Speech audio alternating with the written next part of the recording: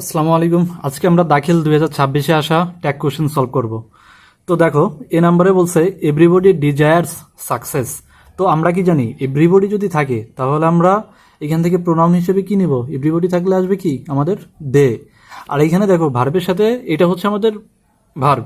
তো আমাদের ভার্বের সাথে কি আছে? এস অথবা ইয়েস যোগ আছে। আমরা কি জানি, ভার্বের সাথে এস অথবা ইয়েস যোগ যদি থাকে তাহলে আমরা কি নেব?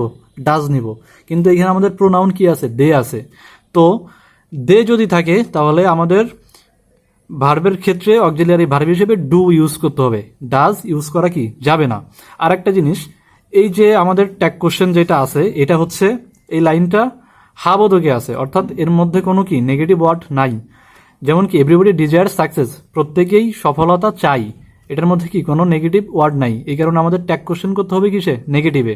তাহলে আমাদের ডু অক্সিলিয়ারি ভার্ব এটা প্রথমে আনবো, আর এর সাথে কি যোগ হবে? এন কোমাটি যোগ হবে, আর আমাদের প্রোনাউন আসবে কি? দে।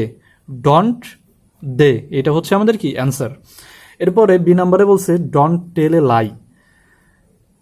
একে তো দেখো বি নাম্বারের ক্ষেত্রে কি বলছে? Don't tell a lie, already negative word আছে। আর এটা কি? এটা হচ্ছে আমাদের ইম্পারেটিভ সেন্টেন্স।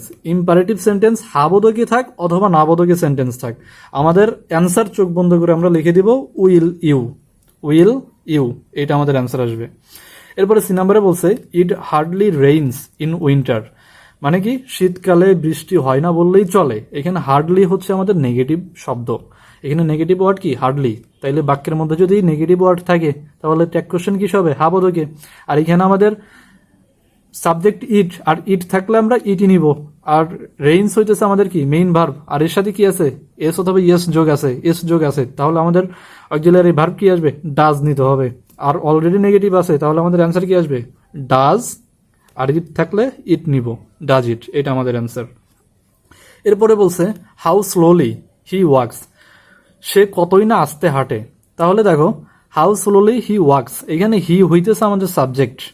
এটা হচ্ছে একটা এক্সক্লামেটরি সেন্টেন্স, আর এক্সক্লামেটরি সেন্টেন্সে সাবজেক্ট এবং ভার্ব লাস্টে থাকে। তাহলে আমাদের এটা হি থাকলে আমরা কি নেব? হি ইউজ করব। এখানে প্রোনাউন অলরেডি হি আছে। আর ওয়াক্স, ওয়াক্সের সাথে এস যোগ আছে, তাহলে ভার্বের সাথে কি মানে এখান থেকে আমরা কি পাবো? অক্সিলিয়ারি ভার্ব হিসেবে ডাজ ইউজ করব। আর এইখানে এটা কি? হা বোধক বাক্য। হা বোধক বাক্য যদি থাকে তাহলে আমরা ট্যাগ কোশ্চেন না বোধকই করব। তাহলে অ্যান্সার আসবে কি? Doesn't it. ক্লিয়ার? এরপরে বলছে let us go for a morning walk. এখন দেখো লেট আস আছে এখানে, লেটস অথবা লেট আস, দুইটা যে কোনো একটা যদি থাকে তাহলে কোনো দিকে তাকাবা না, চোখ বন্ধ করে অ্যান্সার লিখবা শ্যাল উই। শ্যাল উই, এটা আসবে অ্যান্সার। ক্লিয়ার?